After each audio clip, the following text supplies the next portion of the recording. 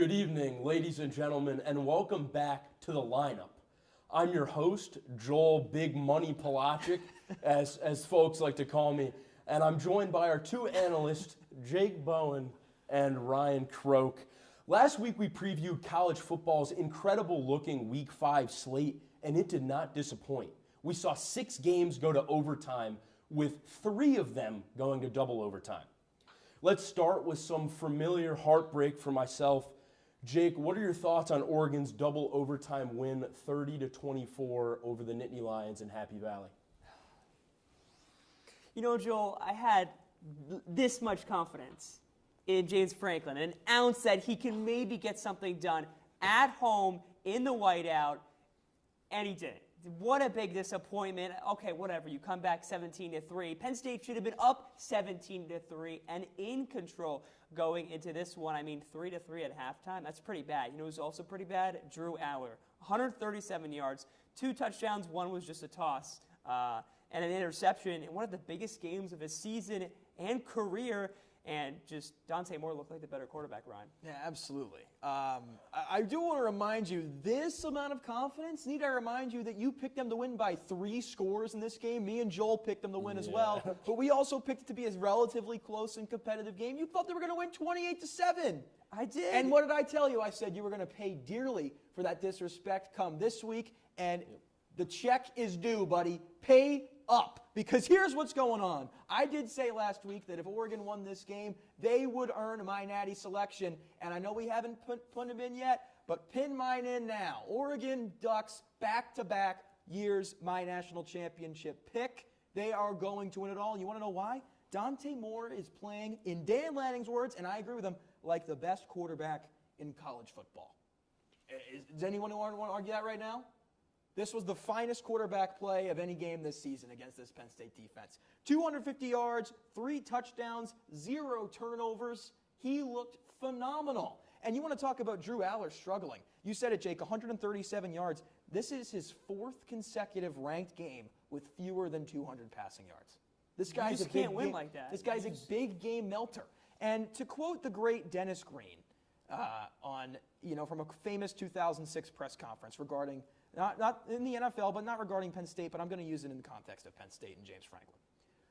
They are who we thought they were. James Franklin is terrible at his job, and even I gave him more credit than he deserved because I picked them to win this game. I thought the talent was going to be too much. I thought Franklin would get bailed out by his talented team. It clearly did not happen. They got steamrolled at the beginning of the game. They made a nice comeback, sure, but they should never have been in that position, as Jake said correctly.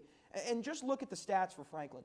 2-21 against top 6 opponents in his career at Penn State. 2-21, Joel. 2-21. 15 straight regular season losses against top 10 opponents. Yeah, I have a few things just to comment for both of you guys.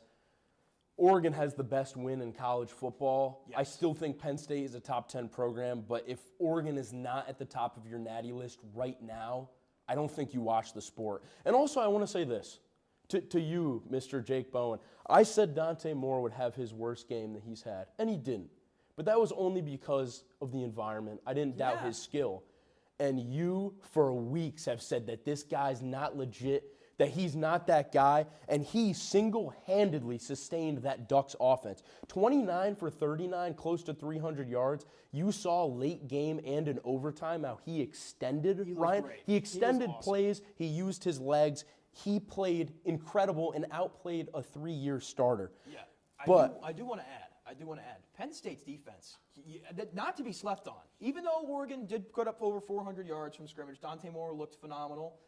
They were on the field the whole game. Penn State's the best defense in the country. I don't care about this result. I agree. I still think they're a top 5 team in the country. They'd be number 4 in my poll. I'm that confident in Penn State's talent. Not in their coach and their quarterback. Those are the 2 things that hold them back, as this game proved. But they're a top 4 team in the nation purely based on talent. I would pick them. The only 3 teams I pick above them right now are Oregon, Ohio State, and Miami. That's fair. I do think they are the best defense in college football. You allow 100%. Oregon to 17 points in 4 quarters. And in that 4th quarter, well, mostly the 3rd and into the beginning of the 4th quarter, they were on the field so much. Yes. They just were worn down, and that's why they even gave up those last 14 points. But still, with all the Oregon hype, the story is Penn State. What do they do moving forward? Best defense in college football, but this offense, as a diehard Penn State fan, it was just hard to watch. It was not fun to watch. And you guys don't want to hear it. Aller is to blame for this game, but it is not his fault holistically. His talent is his arm strength. It always has been. And it was shown during the one deep pass in this game in the fourth quarter, 35-yard touchdown to Devontae Ross. He split 2 defenders and put it right where it needed to be.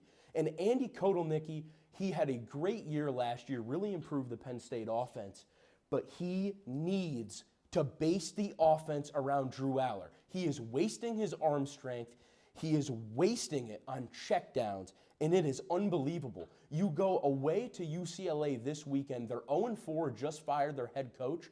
If you want to actually win these games, you instill confidence into Aller, and you tell him, you know what, I believe in you, that's my bad, and you let him just rip the football. Yeah. And if he doesn't do that, they're not going to make the playoffs because they got to split. They have 2 top 10 opponents left. And to be frank with you, Ryan, I don't think they win either of them. I disagree. They're going to beat Indiana. They're going to beat Indiana. I hope so. Indiana is fraudulent, but we'll talk about that another time. I do want to say this. The story of this game, you want to talk about Aller, you want to talk about Franklin, of course, big picture stuff. But the story of this game in general, I think the guy who was most at fault is Kotelnicki. The difference in the game was offensive output. Oregon outgained Penn State by about 150 yards in this game. Penn State's offense has looked sloppy all season, and they looked horrid in this game. Nicholas Singleton, career low 1.9 yards per carry. It wasn't just Aller struggling. It was the entire offensive unit. This O-line was supposed to be one of the best in the league. Oregon's defense, I came in saying it was slept on. I still think they are. It's one of the best units in the country statistically, and then on the field today. This week we saw it. But, I mean, I didn't know they were this good. They gave Penn State fits all day, and I knew Penn State's offense wasn't that great coming in. But Oregon's defense, I mean, Kotelnicki had the worst game of his offensive coordinator tenure. I agree.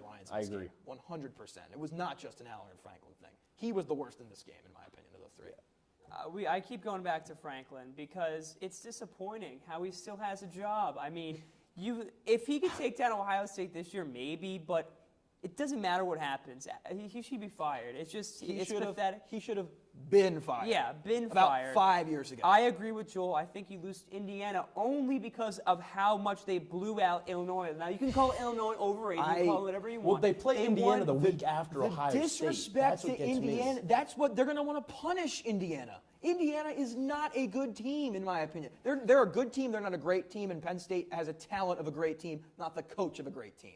And I think talent will give them the win over Indiana. Indiana has the coach of a great team, not the talent of one. Penn State has the exact opposite, and I think at Happy Valley, it's going to be the talent that wins the day. But that's weeks in the future. I also think that environment, you have 12 men on defense with that environment you played in, and you still, yes, the first half was 3-3, Penn State's defense, but just the overall game and giving up 30 points. And shout out to Lanning, though. Are you kidding Lanning me? prepared them for that environment. That is awful. That defense played their heart out. They give up 30 points. The offense. In 2 overtimes. That is crazy. That's crazy.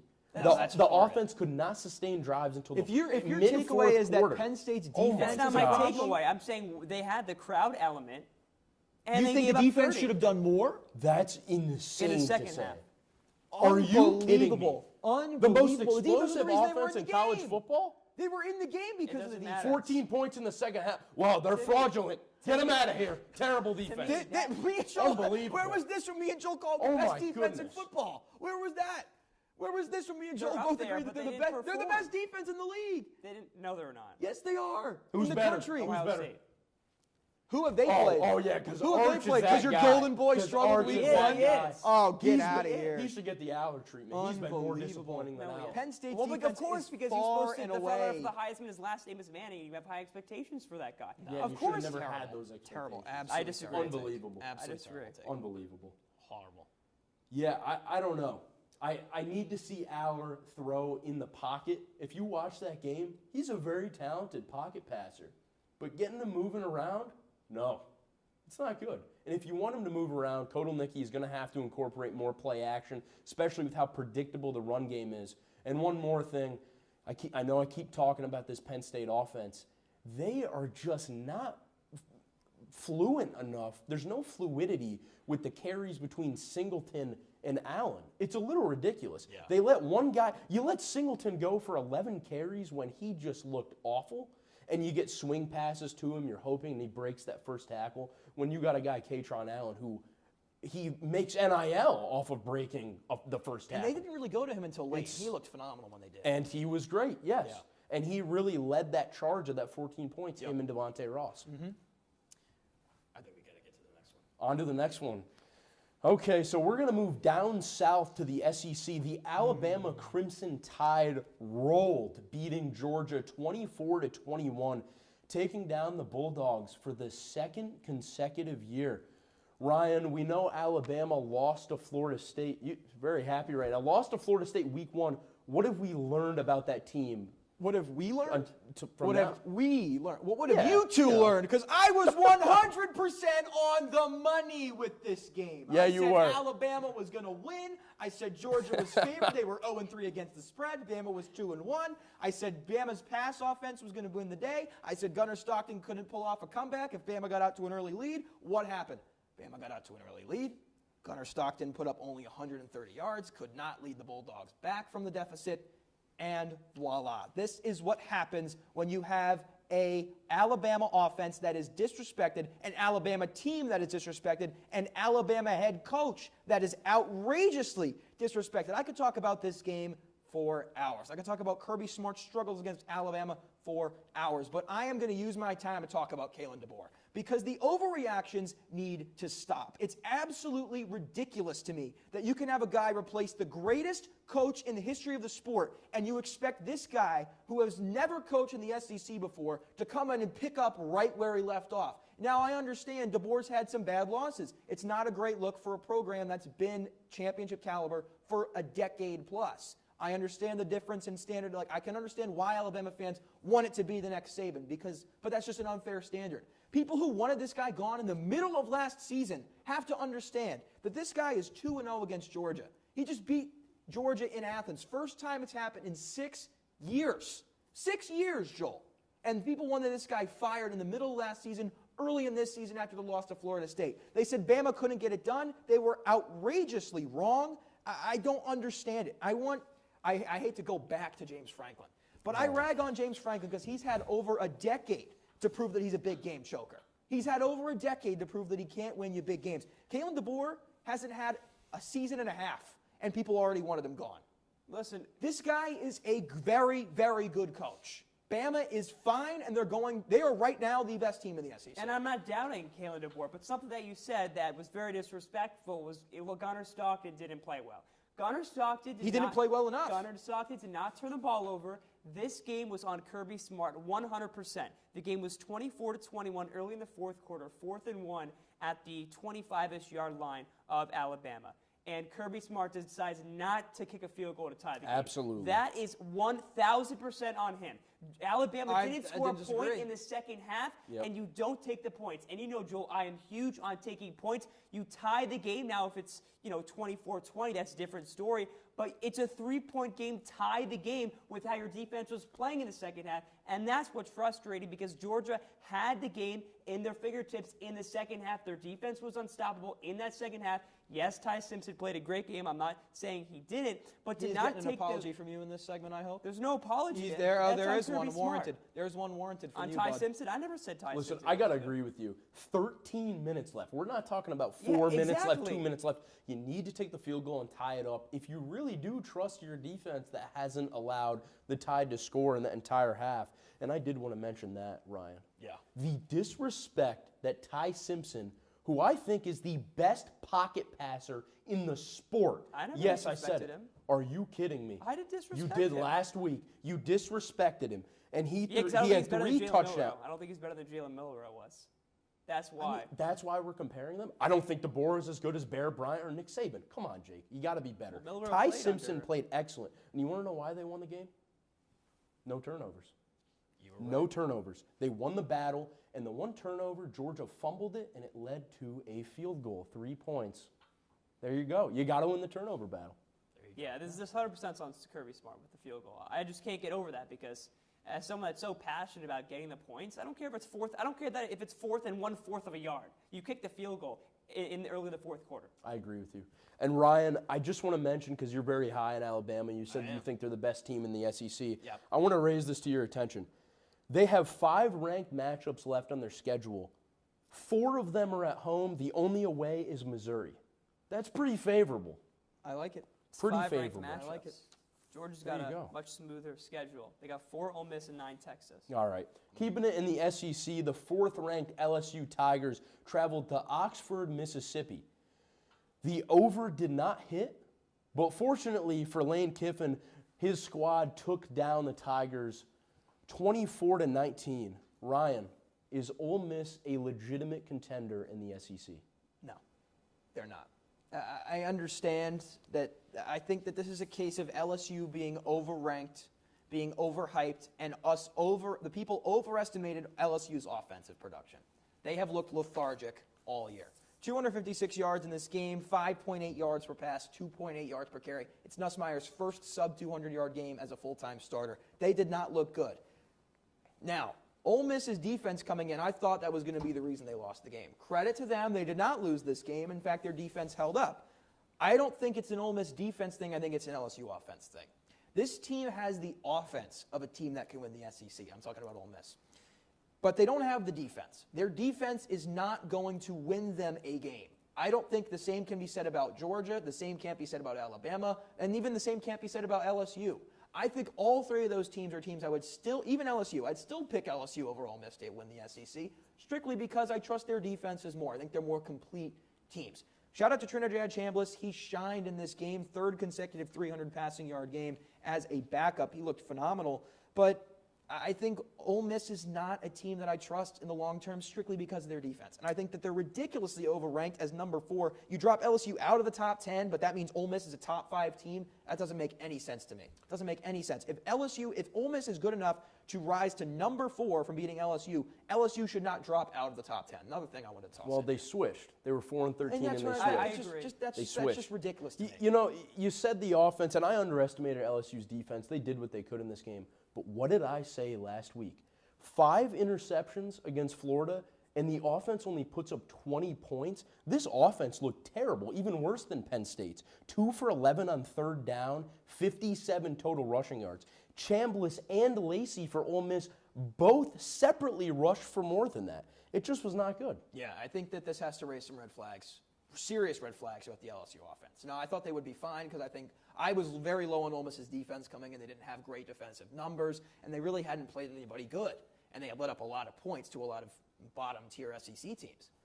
2 bottom-tier SEC teams coming in, and they played the top team in the SEC in the AP poll, and they shut them down this week. I don't think it was more of an LSU problem than an Ole Miss defense thing. But Joel, you asked Ryan if Ole Miss was a contender in the SEC, correct? Now, I don't think they have the talent to be a contender, but I look at their schedule, and that is a huge possibility that they could be up there. Because the only 2 teams they have that are a real challenge for them is Georgia and Oklahoma. And that Oklahoma game, a tier might not be bad. Do you trust them to win every game? They should, though, because they lost to Kentucky last year. They've had some good wins. They've had a great start to the season, but I think they're going to lose the Georgia game and at least one more along the way. And Mateer coming back against Mateer coming back in that Oklahoma game. If he's there, I think Oklahoma wins that game. 10-2 is still a good record in the SEC. Well, we have another top 10 opponent that was taken down. Unranked Virginia beat number 8 Florida State in double overtime. Jake, was Florida State overrated, or is Virginia a legitimate contender for the ACC championship? I don't know. Virginia's looked really good. Their quarterback, Turner Morris, is the first Virginia player with 2 passing touchdowns and 3 rushing touchdowns since 3 interceptions as well. Yeah, don't forget those. It's against Florida State. They were the 8th team in the country. Now, their offense has been electric. They average 44.5 points per game. That's the 2nd highest for the Cavaliers in their program history since 1990. And I think they're doing a really good job so far. It was a huge game. The fans rushed the field. That was the quickest time I've seen any fans rush the field, by the way. It was just insane. I don't know how they let that happen. They were unsafe. already on the That was field. unsafe. I don't know. Yeah, that was unsafe. And there was another questionable thing in that game. Let's hear it, Ryan. The 3rd down touchdown that was not a touchdown. I did not like that call whatsoever. And I think the ACC in general had an awful week of officiating. This call in particular was the worst in my opinion. Maybe the Georgia Tech Wake Forest blatant missed offsides is worse because it's clear and obvious. I thought that Syracuse got robbed with no target. They called targeting on the field. They overruled it. They missed an offsides call against Georgia Tech at a crucial moment in the game, and then they ruled this a touchdown, and then they review it and say it's not one. It was in his fingertips. It looked like I don't know. It looked like a catch to me. Even at his fingertips, I thought he should have. I did some research. It's not a catch. So on the field, they obviously called it a touchdown pass. It was kind of cool. Viewers had the chance to go into the ACC Operating Center and see the conversation, and they deemed that since the ball was still bobbling, they got to watch FSU get robbed in real time. It's not. They should have went with the call on the field. Yeah, that's what I think they should have done. I agree. And now there's never enough college football talk, but the time is here, October. So coming up next on the lineup, we're going to be giving you our MLB playoff predictions.